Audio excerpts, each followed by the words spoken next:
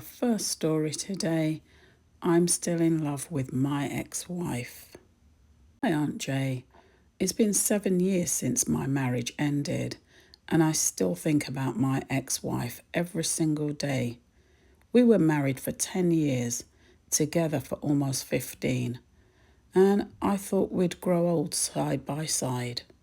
When she told me she wanted a divorce, I didn't fight her, not because I didn't care, God, I really cared, but because I could see her mind was already made up. She wanted more excitement, a different kind of life. She said she felt stuck with me. I told her I could change, that I'd do anything, but she'd already had half of her things packed. I kept the house for a while, but it felt like a museum of what we used to be. Her perfume lingered in the wardrobes. Those little notes she'd written to me were still on the kitchen drawer. I couldn't even sit in the living room without picturing her curled up on the sofa. A year later, I sold the place. I thought maybe a new start would help me move on. It didn't. We don't have kids together, so there wasn't much of a reason to stay in touch. But we still cross paths, mutual friends' weddings, even the odd run-ins at the supermarket. And every single time it was like a punch in the chest. She always looked so happy. Smiling, glowing. Meanwhile, I just exist. A couple of years later, I heard that she'd met someone new, a man named David. They didn't waste much time. 2 years later, they were married. I didn't go to the wedding, of course, but I saw the photos online and she looked radiant. I couldn't help myself. I zoomed in and studied every detail, the dress, the flowers, the way she looked at him. It was the look she used to give me. I've dated since the divorce, a few short relationships, but nothing serious. And it's not that these women weren't lovely. They were, but none of them were her. I always ended up pulling away. It wasn't fair on them, and I knew it. But how do I give my heart to someone new when it still belongs to someone else? And the worst part is, I don't think she actually even thinks about me, not the way I think about her. If I passed her in the street tomorrow, she'd probably smile, maybe even stop for a polite chat, and then go back to her life without a second thought. Meanwhile, I'd spend the next week replaying every single word and every glance. Recently, I bumped into her at a friend's barbecue. I hadn't seen her in over a year. And she was there with David. They looked solid, comfortable, like a couple who had built something strong. I tried to make small talk, but every sentence felt like dragging myself through glass. That night, I drove home and sat in my car for nearly an hour before going inside. I kept asking myself, how much longer am I going to live like this? Am I going to be 70 years old, still hung up on a woman who walked away decades earlier? I just don't know why I can't let go. Maybe because she was my first everything. My first love, my first home, my first family. Or maybe because I never truly believed we were over. Deep down, the stupid part of me thought she'd actually come back. That life would bring her full circle, and she'd realise I was the one who knew her best. But the truth is, she's never coming back, and I'm the only one still standing in the past. Jay, I'm nearly 50 years old, single, still in love with a woman who has long since built a new life. I don't know if I want advice or for someone just to finally say what I've never admitted out loud. I'm stuck. You're not stuck because you still love her. You're stuck because you've made her the only chapter that matters. It's been years. She's not coming back. You know that, but you've built your whole life around waiting for a door that's been closed a long time ago. That's why no other relationship has worked.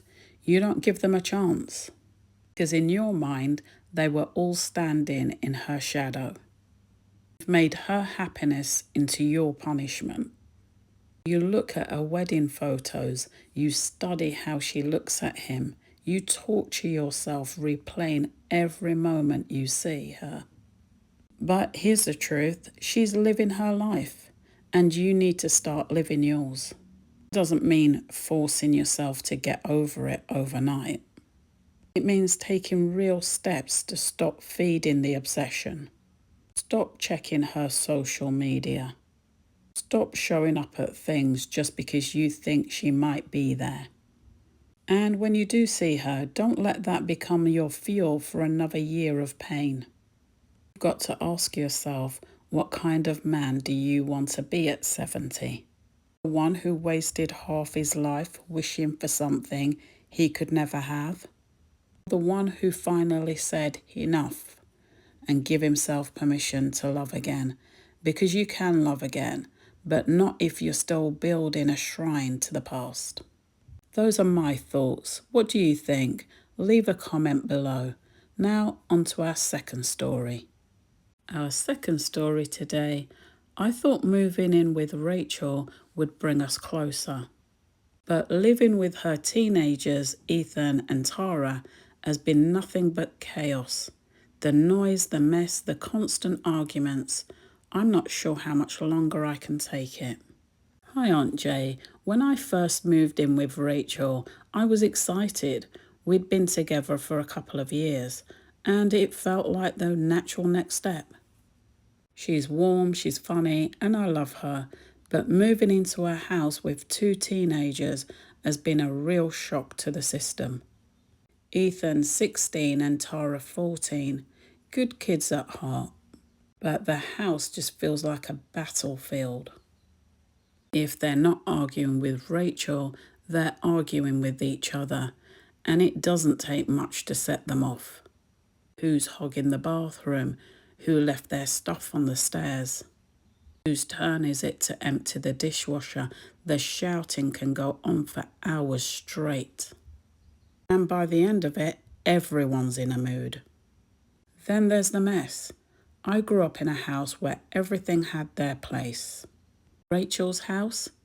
It feels like a tornado's been through it. I'll tidy the kitchen and come back 10 minutes later to find dirty plates stacked in the sink. Crisp packets on the counter, glasses half filled with juice. The living room isn't much better. Socks on the sofa, cushions on the floor, empty wrappers stuffed behind the TV. Their bedrooms. I went in there once to drop off some laundry and swore I'd never do it again. Clothes piled up everywhere, plates under beds, drink cans lined up like trophies. Rachel just shrugs and says, teenagers, but I can't relax in that kind of chaos. What makes it harder is how Rachel deals with it. She's exhausted.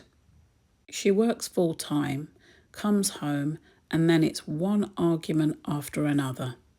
I see her trying, but I also see how worn down she is sometimes. I think she's just stopped fighting because it's easier to let things slide. But then I'm left biting my tongue because the house doesn't feel like a home. It feels like a storm, and I can't get away from it. I've noticed myself pulling back. I stay late at work to avoid walking into the noise. I hide out in the bedroom when arguments start. I've even caught myself wondering, is this really the life I want? Because I love Rachel, I really do, but I didn't sign up for this constant tension and a house that never feels calm. And I feel guilty because sometimes I look at her kids and I think, I don't want to live in a house with them. I mean, they're not bad kids, they're just loud, messy, and draining. But I don't know if I can handle years of this. I want a future with Rachel, but now I'm just not sure if I can see myself in this chaos long term. Is it selfish of me to want peace in my own home, or is it just what comes with being with someone who's raising teenagers. It's not selfish to want peace, it's human. But you've got to face reality. You didn't just move in with Rachel, you moved in with her family. Ethan and Tara aren't side characters in this story. They're a central part of her life. And for the next few years, that house is going to feel noisy, messy, and chaotic. That's not a reflection of her being a bad mom. That is just teenagers. The real question isn't whether they'll change, because they won't. Not overnight. The question is whether you can adapt. Can you find a way to live alongside the chaos without resenting them? Can you support Rachel instead of quietly pulling away? Right now you're hiding, staying late at work, shutting yourself off in the bedroom, bottling up your frustration, but that only makes things worse. Rachel probably feels alone in it when she needs a partner to stand beside her. If you can't see yourself sticking it out for the next few years, you need to be honest with her and with yourself. Because these kids aren't going anywhere, and Rachel won't choose you over them, nor should she. You don't have to love every minute of living with teenagers, but you do have to decide if Rachel's worth riding out the storm for. Because if she is, then stop standing on the sidelines and you start being part of the household, messy, noisy and all. Well, those are my thoughts. Have you ever found yourselves in any of these situations? What advice do you have and how would you deal with it? Let me know in the comments section below. Let's keep the conversation going. Thank you for watching and subscribe for more stories like this. I post every single week. But until next time, guard your heart and protect your peace.